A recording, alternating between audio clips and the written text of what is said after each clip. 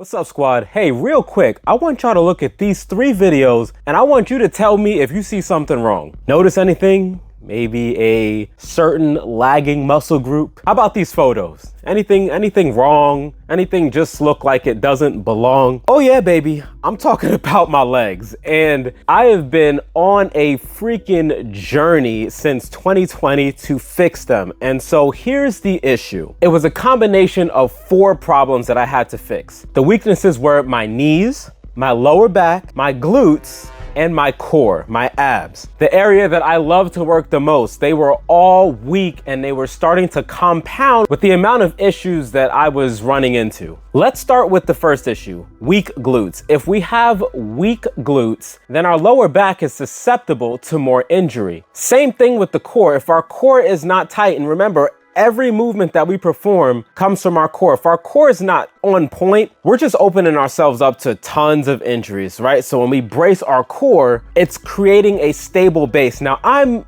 purposefully not using a whole bunch of exercise science terminology. I'm just trying to keep it really simple because I'm going to go into how everything works in a bit. Then of course there's the lower back issues that I had, and lastly the knee issues. When you combine them, it kind of limits you on what you can do lower body wise. No, I want to do squats but my knees hurt. I want to get low with the squats, but my knees hurt and my lower back won't allow me to go deep into the squat. No ass to grass squats. I'm also limited on how low I can go when I'm pushing back on the concentric phase of the squat. Why? Because my glutes are weak. And when you're in the pocket, the glutes are one of the key driving factors of pushing through that concentric phase.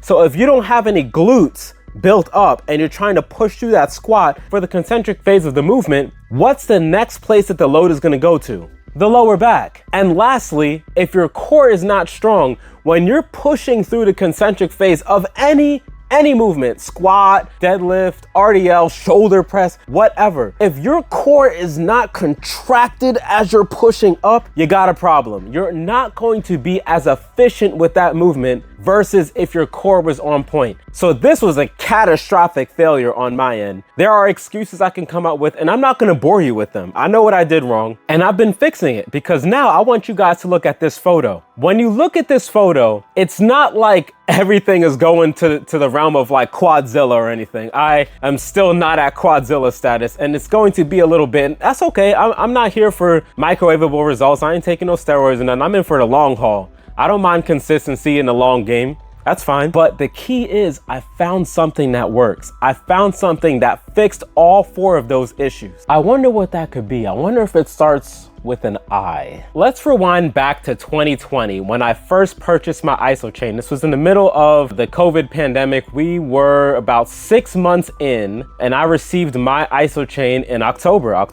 2020. So this video is actually about 4 years out from when I first purchased the ISO chain. And I knew immediately from reading all the articles that Dragon Door was publishing that I knew this was it. I knew this was gonna help me with my issues, a lot of my joint issues that I was suffering through, and it made like a lot of my lifting incredibly painful. Demonstrating a simple body weight lunge to a client hurt like hell to the point where I was walking them through how to perform a lunge, when normally I would just get down and do it. Like, it's not a big deal, but it felt, specifically my left knee felt like a lightning bolt hit my knee every time I would start to go deep. Whether it was a lunge, a squat, a leg extension, whatever, it was just that painful, guys. And it was getting to the point where like you could just see that it wasn't just the leg strength, but it was also the leg size was just dropping. And it was almost embarrassing to have any type of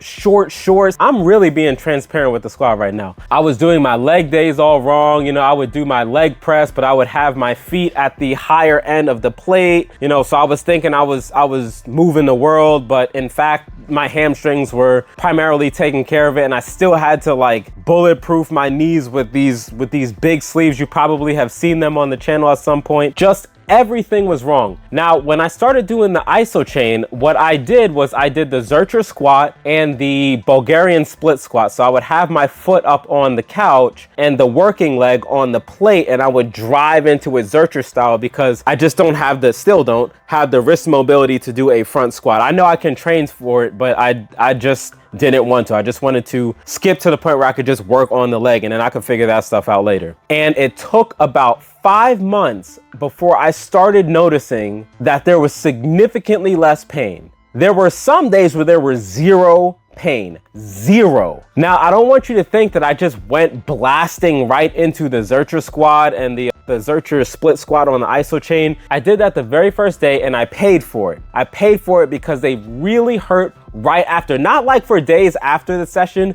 but it really hurt right after I performed the lift. Why? Because I didn't ease into it. Why would we go into a new lift without easing your body into that new exercise? You always want to ease it into something new, or you're gonna get hurt. And whether it's static or dynamic, it doesn't matter. You want to ease yourselves into these lifts. This is a 100% maximum voluntary contraction. You want to be careful when you're pushing with every ounce of strength that you have. So I realized literally after day one, whoa, you want to ease into this lift, not just jam into it, ease into it. And so my numbers went down a little bit, and then they started to come up near the end. Now, if you guys want to see what my numbers look like the very first month that I performed the iso chain Sweet 16 routine, then here's a link right here. Definitely go check that out. Sorry for the quality. I was new to YouTube, but you know, enjoy the hype and excitement. I'm still excited, by the way. It's just different now, but I'd still love to do the isomat. But then we ran into another issue, which was my lower back. So my strength was increasing really quickly, and again, you can see with the video, so quickly in fact that my lower back couldn't keep up and my glutes weren't strong enough yet. And so again, just like we talked about before, what happens if you are pushing with everything you got and your primary muscles fatigue? They're going to go to the next area where it can draw strength from. So if the quads, what little quads I had at that time, finally fizzled out, the next place it's gonna go to is the glutes. In my case, ain't no glutes. So it's gonna go to the lower back. Ain't no lower back. Boom, catastrophic failure. I went for a Zercher squat, and I went for an RDL, popped my lower back. I'm like, no, it happened again. It's not supposed to happen on this. It's static training. I'm supposed to be safer. Yes, but I had an imbalance. I had a muscle imbalance, a huge one in fact, and that's why I continued to get injured, because as soon as I healed up, again, I wouldn't just blast, I would ease into it, and I would go right up to that point where I felt I was ready to go and ready to break limits, and I broke something. It wasn't my limit, okay? And so this is why it's important to work everything equally. Make sure that you're balanced. Make sure that your program is balanced. Make sure that you are not neglecting any areas. Glutes are really important, guys. Really important. It's the biggest muscle in your body, your glutes. Did you know that? Make sure, there's a reason why if you train your glutes hard, you're like gasping for air after a set. It's because of how large that muscle is, especially if you're doing it right. Y'all know what I'm talking about for those that treat glute training seriously. It's no joke. It will have you gasping, kind of like a set of heavy squats. It feels just like that. But rewind. So now it's 5 months in and I'm feeling no knee pain. So after figuring everything out, I'm like, all right, it's the beginning of 2021. I can really start to feel everything, you know, moving to a place where I want to go. But at that point, I didn't really understand the glute aspect. So I was running into a limit with my core. I was trying to do 6 inches, but it kept hurting my back because my glutes weren't strong. I still wasn't training them because I didn't put 2 and 2 together yet, which is really quite embarrassing considering my knowledge as a personal trainer. I was just completely ignoring the fact that I should have been working my glutes the entire time. That was the biggest issue at that time. After my knees were good, that was the issue, because if I had worked on my glutes and kept blasting through with the Zercher squat and the split squats and everything, I wouldn't have had that issue.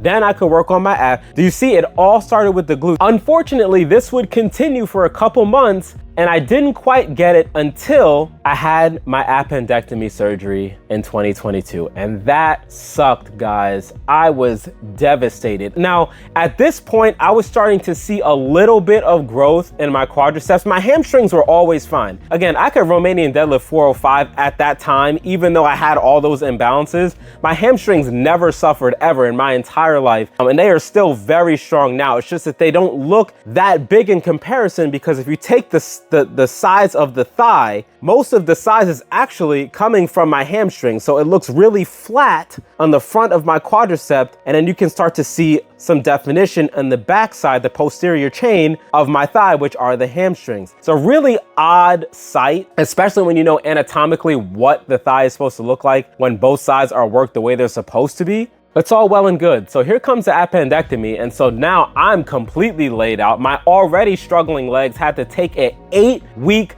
back seat. This was the worst. Once everything recovered, this was the worst that my legs have ever looked in my entire life, because my upper body was still built up to a point. Now, I had lost size, I had lost definition for sure. 8 weeks of absolutely zero activity are going to do that, but you know, I don't want the abdominal stitches to tear and, you know, have a whole bunch of hernias from just not chilling out and having everything recover the way it's supposed to. But it is what it is. I am probably in the worst mental state of my fitness career at that point. So I'm just like, dude, I'm just trying to fix my legs, man. And why do I have to keep dealing with this crap? So I'm like, you know what? All right, bet. Let's do this again. This time, this is where I start to realize the power of the glutes. Okay, so I start to work on hip thrust, and at first I couldn't even do any because the movement of the hip thrust still required my abs, and I couldn't move my abs the way I wanted to. So all of my exercises took a massive hit. It's the first week I went back into the gym,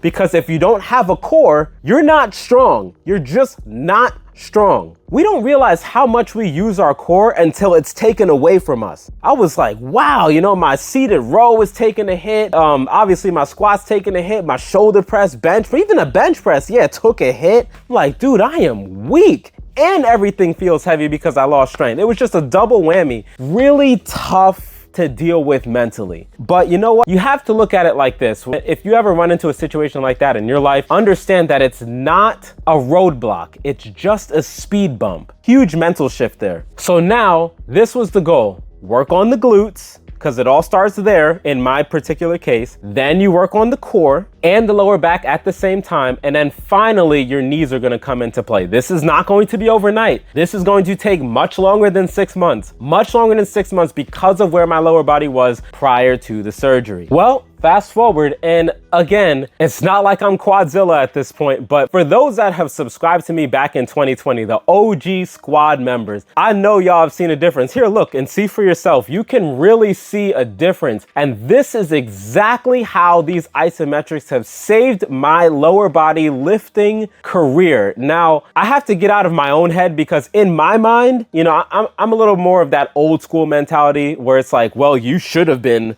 there anyway, you know, and this is, you're a disgrace. You should already be Quadzilla at this point. You've been lifting for 15 years, for goodness sake. What is that going to do? Mentally, what is that going to do for you? Nothing, right? It's just going to mess with you mentally, and it's going to discourage you from lifting. So instead, the proper mindset, which I've adapted to, is accept what is. This is what life is. Now, what you do moving forward is up to you. And so here's what I've been doing. I have been doubling up on my 1x6s for any type of squat variant on the Isomax. It has been working dramatically well, incredibly well. I have never felt more confident out of the pocket. For example, you can see this squat here. I've used this clip many times on the channel before, but I've been able to squat 315, 325, 375 down in the pocket, guys, down in the pocket. Now you can see I don't have great ankle mobility here, but you can see that I'm able to come through my hips in the range of motion and then blast up through the concentric phase. Why is that happening?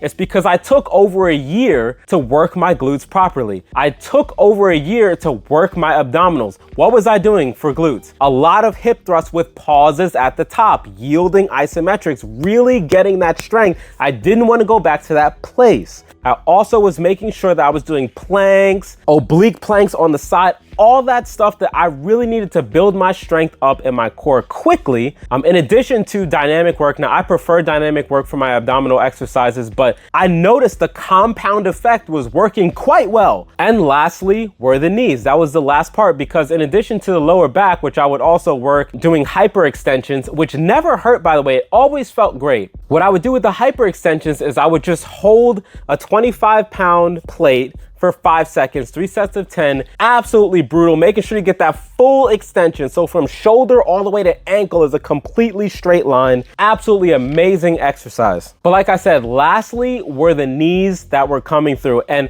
I could tell the power in my knees were fantastic. Now I just needed to get the hypertrophy that I wanted to match my upper body. Now, at the point of this recording, I figure I'm probably about another 6 to 12 months out from getting them to where I want to be. Even as a 34-year-old going on 35 at the end of this year, you do what you're supposed to do, you eat what you're supposed to eat, and you train the way you're supposed to train, you're gonna be just fine. But I guarantee you, if I had not been doing the isometrics and I have not been working on my connective tissue and the overall strength of my legs, this journey would be at least twice as long. Working on the Isomax and performing overcoming isometrics, because I want to be explosively strong in addition to having muscular endurance, has allowed me to perform otherwise impossible leg exercises like the sissy squat. That just was simply impossible 4 years ago. No way, I couldn't even do a bodyweight lunge. How in the world was I doing this? This was just not gonna happen